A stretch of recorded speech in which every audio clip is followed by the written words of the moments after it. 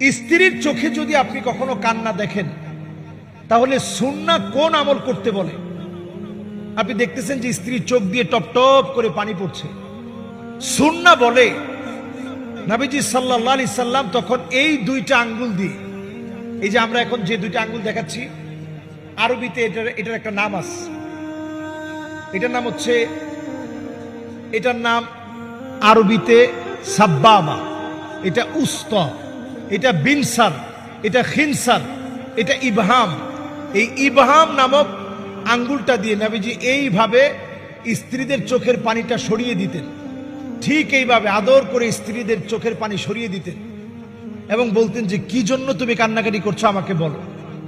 এবং যদি শরীর খারাপ লাগতো সেজন্য কান্নাকাটি করছে, তাহলে সূরা ফালাক সূরা নাস পড়ে নবীজি ফু দিয়ে দিতেন। আমরা এই ছোট্ট আমলটি করে নবীজির আরেকটি সুন্নাহ আমরা আমাদের জীবনে আমল হিসাবে আমরা করে আমাদের সংসারকে সুখের করতে পারি।